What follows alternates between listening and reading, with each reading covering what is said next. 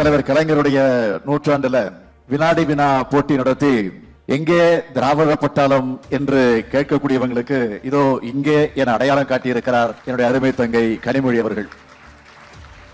கலைஞர் 100 மட்டுமில்ல, இந்த தமிழ்நாடும் தமிழமும் கலைஞர் 1000 கூட கொண்டாடும். உங்ககிட்ட கேட்கப்பட்ட கேள்விகளை உருவாக்க 15 பேர் கொண்ட ஒரு குழு அமைச்சு, அந்த குழு 250 புத்தகங்களை ஆய்வு செஞ்சு திராவிட இயக்கத்தோட வரலாறு, தந்தை பெரியார், பேரறிஞர் அண்ணா, முத்தமிழர் கலைஞர் அவருடைய வாழ்வு, தொண்டு, நம்ம திராவிட மாடல் அரசுடைய சாதனைகள், மக்கள் நல திட்டங்கள்னு 40,000 கேள்விகளை உருவாக்கி இருக்கிறாங்க. உண்மையை சொல்லணும்னா அவங்க கேள்விகளை கேட்டதை விட உங்களை படிக்க வச்சாங்க பாருங்க, அதுதான் உள்ளபடியே பாராட்டுக்குரியது. இதுதான் இந்த கலைஞர் 100 வினாடி வினாடைய போட்டியுடைய மிகப்பெரிய வெற்றி, மிகப்பெரிய சிறப்பு என்பதை நான் இங்கே தெரிவித்துக் கொள்ள விரும்புகிறேன். சுமார் 14 மாத காலம் தமிழ்நாடு முழுக்க திராவிட இயக்கத்தோட வரலாறு இளம் தலைமுறையினருக்கு விதைக்கப்பட்டிருக்கு. 2 லட்சம் பேரை திராவிட இயக்கத்தை படிக்க வச்சது மூலமா இந்த போட்டியோட நோக்கம் நிறைவேறி இருக்கு.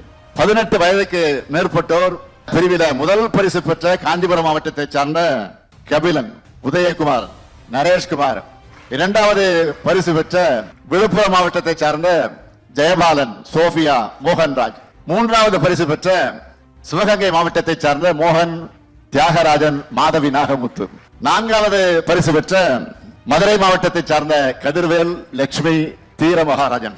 அதேபோல் 18 வயதுக்கு உட்பட்டோர் பிரிவில் முதல் பரிசு பெற்ற மயிலாடுதுறை மாவட்டத்தை சார்ந்த வள்ளிக்கண்ணு, சித்தி பிரவிஷா, தர்ஷினி, 2ஆம் பரிசு பெற்ற மதுரை மாவட்டத்தை சார்ந்த நிதின் தங்கவேல், அஜித்குமார், ஷேக் அமீன், 3ஆம் பரிசு பெற்ற சேலம் மாவட்டத்தை சார்ந்த ரஞ்சனா, ராஜஸ்ரீ, ஸ்ரீநதியா, 4ஆம் பரிசு பெற்ற திருவண்ணாமலை மாவட்டத்தை சார்ந்த கோபிகா, வெண்ணிலா, வேல்முருகன். வெற்றி பெற்ற அனைவருக்கும் என்னுடைய மனமார்ந்த வாழ்த்துக்கள், பாராட்டுக்கள்.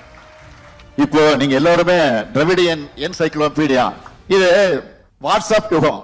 வாட்ஸ்அப்ல யாரோ ஃபார்வர்ட் செய்யற செய்திகளை ஆராய்ந்து பார்க்காம உண்மைன்னு நம்பக்கூடிய ஒரு கூட்டம் இருக்கு. அதுக்கு முற்றுப்புள்ளி வைக்கணும்னா உண்மை வரலாறுகளை மக்கள் கிட்ட கொண்டு போய் சேர்க்கணும். பேச்சாளர்களை, எழுத்தாளர்களை இளந்தரமுறையிலிருந்து உருவாக்கணும். புதிய புதிய செய்திகளை புதிய புதிய கோணத்துல சொல்லணும். நம்ம கொள்கைகளுடைய பேச்சு நறுக்குன்னு இருக்கணும்.